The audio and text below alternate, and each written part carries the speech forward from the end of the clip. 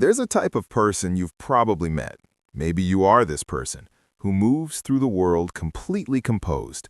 They don't cry in front of others. They don't raise their voice when they're angry. They don't reach out when they're struggling. And from the outside, they appear fine, stable, in control. But something about that stillness feels like it's holding something back, like the surface of water that looks calm before you realize how deep it goes. Most people assume this is a personality quirk. Maybe they're reserved. Maybe they grew up in a household where emotions weren't discussed. And while those things may be true, the psychology behind emotional concealment runs far deeper than upbringing or habit. What's happening in the minds of people who hide their emotions is actually a sophisticated and often unconscious neurological process, and understanding it changes how you see them entirely. The common assumption is that emotional suppression is a form of dishonesty, that people who don't show what they feel are somehow performing a false version of themselves, keeping the real version locked away. There's a cultural narrative that says authentic people are expressive people, that vulnerability is the measure of depth, and so someone who doesn't cry, who doesn't easily say, "I'm overwhelmed" or "I'm hurt," gets quietly labeled as cold, closed off, even manipulative. But that framing misses something important. Research in affective neuroscience suggests that emotional suppression and emotional absence are two completely different things.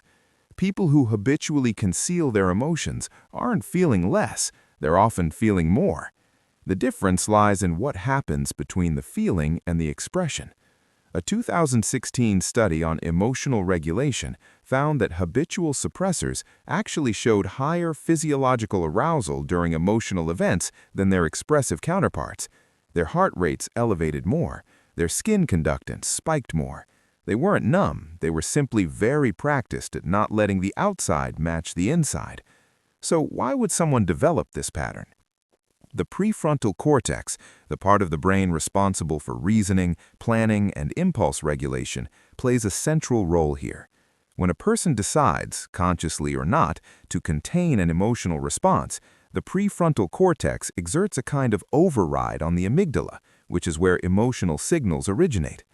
Over time, this becomes less of a choice and more of an automatic process.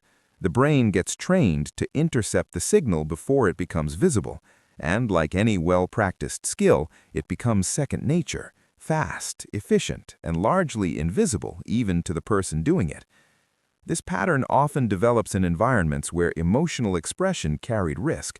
That risk doesn't have to be dramatic. It might have been something as subtle as learning that expressing needs made others uncomfortable, or that showing weakness invited criticism, or that the people around you were already struggling, and adding your own emotions to the room felt like an imposition. In each of these cases, concealment wasn't weakness, it was adaptation. This doesn't mean everyone who hides their emotions had a difficult childhood, and it doesn't make emotional suppression inherently healthy. It simply suggests that the behavior, at some point, served a real function. It was a solution to a problem. And the brain, which is always optimizing for survival, kept using it long after the original problem disappeared. What makes this especially interesting is the role of identity. For many people who regularly suppress their emotions, restraint becomes not just a habit, but a self-concept. They come to see themselves as the calm one, the reliable one, the person who doesn't need things from others.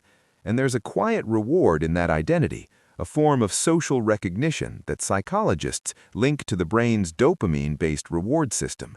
When someone tells you that you're the most composed person they know, that reinforces the behavior. You get a subtle reward for the concealment. The brain files that away. But here's the layer that tends to surprise people. Many emotional concealers are acutely aware of the emotions of others. A number of studies on empathic sensitivity have found that people who learned to suppress their own feelings early in life often develop an unusually sharp ability to read other people's emotional states. Because they learned to monitor their environment carefully, to gauge when it was safe and when it wasn't, they became very good at picking up on what others were feeling, sometimes before those people were fully aware of it themselves. That doesn't make them better at relationships. It makes them complicated in a specific way. They can often sense what others need emotionally while remaining guarded about what they need. The information flows one way, and over time, that imbalance tends to create a kind of loneliness that's hard to name, not because no one cares about them, but because no one fully sees them. There's a particular phrase that comes up in research on emotional suppression, the disclosure gap. It refers to the distance between what a person feels and what they reveal, and the wider that gap becomes, the more effort it takes to maintain it. Neurologically, sustained suppression has costs. Studies using fMRI imaging have shown that the ongoing effort to regulate emotional expression consumes prefrontal resources, the same resources used for focus, decision-making, and stress tolerance. This may be one reason why people who habitually suppress often report feeling mentally exhausted without being able to explain why. They're not doing nothing, they're working constantly, just in a direction no one can see. What this reveals about human nature is something worth sitting with. The desire to be understood and the instinct to protect yourself from vulnerability are not opposing forces. They coexist in almost every person. What varies is which one wins in the moment. For some people, the scales tipped early and often in favor of protection, and that's not a flaw to be corrected. It's a logic the brain arrived at for reasons that made sense at the time. If you recognize yourself in this, if you've always been the one who kept it together, the one people assumed was fine because you never said otherwise, then you already know that composure isn't the same as peace. It's possible to be extraordinarily good at not falling apart while still carrying something heavy. The goal isn't to become someone who expresses everything freely and immediately. It's simply to understand what the concealment is costing you, and to ask, occasionally, whether that cost is still worth paying. People who hide their emotions aren't mysteries to be solved. They're not broken or guarded for no reason. They're people who learned, at some level, that showing up quietly was safer than showing up fully. And there's a kind of quiet courage in both directions, in the restraint and in the choice to slowly let that go.